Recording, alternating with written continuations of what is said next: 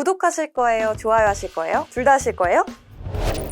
세계 5위 자동차 부품사 포비아가 주력 매출처인 유럽에서 일자리를 대폭 축소합니다. 유럽의 자동차 관련 인력 축소, 과연 우리나라에는 어떤 나비 효과를 불러일으킬까요? 포비아는 지난 19일 체코와 독일, 폴란드, 프랑스, 스페인 등 유럽의 주요 사업장에서 2028년까지 최대 1만 개 일자리를 줄인다고 밝혔습니다. 다만 올리비에 듀랑 CFO는 1만 명을 정리해고한다는 의미는 전혀 아니라며 꼭 필요한 분야에서 사람을 뽑도록 채용을 제한하겠다는 뜻이라고 부연 설명했죠. 현재 유럽 사업장의 직원 수는 약 7만 5,500명입니다. 사실 포비아의 일자리 축소는 EU 포워드 전략의 일부인데요. EU 포워드는 포비아의 원가 절감 프로젝트로 일자리를 줄이는 대신 인공지능 도입과 신기술 개발에 매진하는 것을 골자로 하고 있죠. 포비아는 코로나19 이후 지역 매출 비중이 줄고 전기차로의 변화까지 맞물리면서 사업 경쟁력을 강화하고자 이 EU 포비아를 내놓은 겁니다. 포비아는 지난 2022년 글로벌 자동차 부품업체 포레시아와 독일 부품사 헬라가 합병에 설립된 회사인데요. 시트와 조명, 내외장재 등을 생산하며 폭스바겐과 다임러, 토요타, 제너럴모터스, 포드, 테슬라 등을 고객사로 두고 있습니다. 비용 절감을 꾀하며 전기차 시대에 대응하는 포워드, 과연 앞으로는 어떻게 될까요? 자세한 내용은 조태현 기자가 알아봤습니다.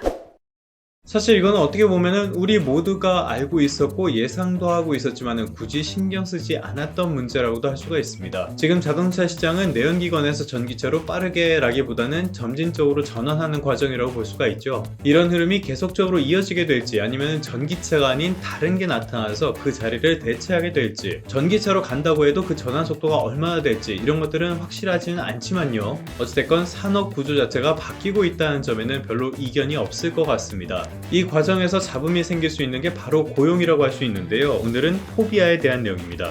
이 포비아라는 회사는 다소 생소할 수도 있는 회사라고 생각을 하는데요. 독일의 헬라가 합병을 해서 만들어진 자동차 부품업체입니다. 이곳에서 일자리를 줄인다는 건데요. 이거는 본인들의 설명을 들어보면은 인력 감축이라기보다는 정리와 재배치에 조금 더 가까운 것 같긴 합니다. 아무튼 이렇게 원가를 줄이고요. 이 자리에 AI 도입이나 신기술 개발 같은 것들 이런 걸로 어느 정도 대체를 한다는 거죠. 그러니까 전기차 전환의 준비 과정이다 라고도 볼 수가 있겠습니다. 이거는 전기차로의 이렇게 산업 전환이 계속적으로 이어지면서 포비아의 시장 점유율이 하락하고 있기 때문이라고도 풀이를 해볼 수가 있겠네요. 전기차 시대에 인력을 감축하는 그런 배경은 뭘까? 이거는 완성차를 기준으로 설명을 드리도록 하겠습니다. 결론부터 말씀을 드리자면요. 전기차에 들어가는 부품의 수가 내연기관보다 훨씬 적기 때문입니다. 내연기관 차량에는 우리가 아는 부품들 이런 것들이 한 3만여 개가 들어가는 것으로 알려져 있죠. 내연기관이라는 거는 대단히 복잡한, 그러니까 기계공학의 정수 같은 그런 기관이라고도 할 수가 있는데요.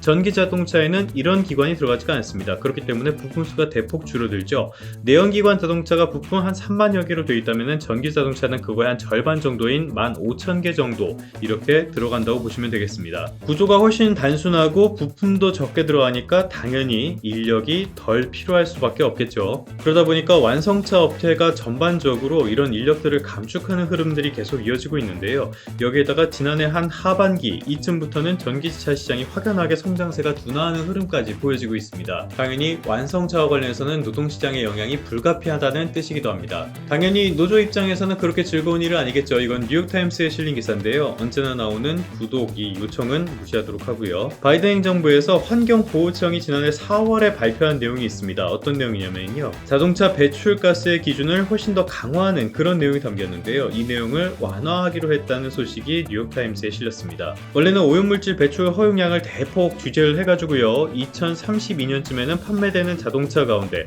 승용차 가운데 전기차의 비중을 한 67% 정도로 만들겠다는 게 바이든 행정부의 목표였거든요. 그런데 이 기준을 완화를 해가지고요. 2032년에 67%라는 목표는 그대로 두고요. 2030년까지는 이거를 점진적으로 천천히 가고 2030년 이후부터 빠르게 가겠다. 이런 계획으로 완화를 한다는 내용입니다. 아직 발표가 되지 않았고요. 올해 봄 초쯤에 나오지 않을까 이렇게 전망이 되고 있습니다. 지금으로서는 올해 연말 바이든 대통령 그리고 트럼프 전 대통령의 이른바 리턴 매치가 대단히 유력하게 점쳐지는 상황입니다. 그런데 최근에 여론조사 흐름 같은 것들을 보면요. 여러 논란이 있음에도 트럼프 전 대통령이 조금씩 앞서가는, 그러니까 바이든 대통령 입장에서는 다소 불리한 그런 조사 결과들이 계속 나오고 있죠. 이 과정에서 바이든 대통령 입장에서는 UAW, 그러니까 전미 자동차 노조죠. 이쪽의 지지가 굉장히 중요했었는데요. 워낙 세력이 강하기 때문입니다. 근데 UAW가 지금까지는 민주당 후보들을 지지를 했는데 이번에는 굉장히 뜸을 들였어요. 있어요. 이른바 밀당을 했다라고도 볼 수가 있겠는데요. 결국에는 최근 들어서 바이든 지지를 선언을 했죠. 이 과정에서 이런 규제 완화 정책이 상당히 영향을 미쳤다고 합니다.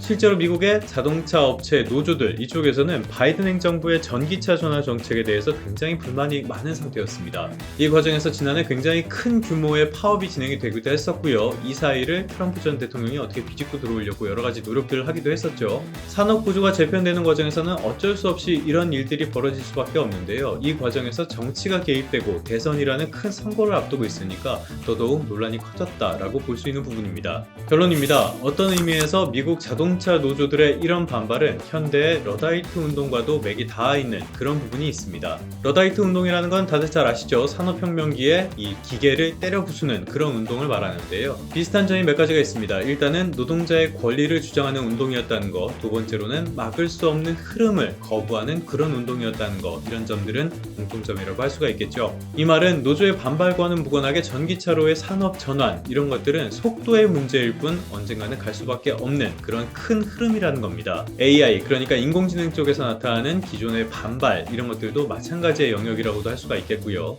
다만 이 과정에서 걱정이 되는 것은 노동자의 권익 같은 것들이 무시될 가능성, 그런 것들도 충분히 있다는 점이라고 할 수가 있겠습니다. 산업의 육성은 물론 중요하지만요, 노동자의 권익 역시 무시할 수 있는 가치는 절대로 아니거든요. 그렇다면 결국에는 세상의 규칙을 정하는 일, 그리고 가치를 배분하는 일을 하는 정치에서 해결해야 될 문제라고도 볼 수가 있겠습니다. 산업의 육성과 노동자의 권리라는 이 사이에서 균형을 잡는 정책이 나올 수 있는지, 이런 것들도 유심히 지켜보도록 하겠습니다. 그러면 성공 투자하시고요. 다음 시간에 다시 뵙도록 하겠습니다.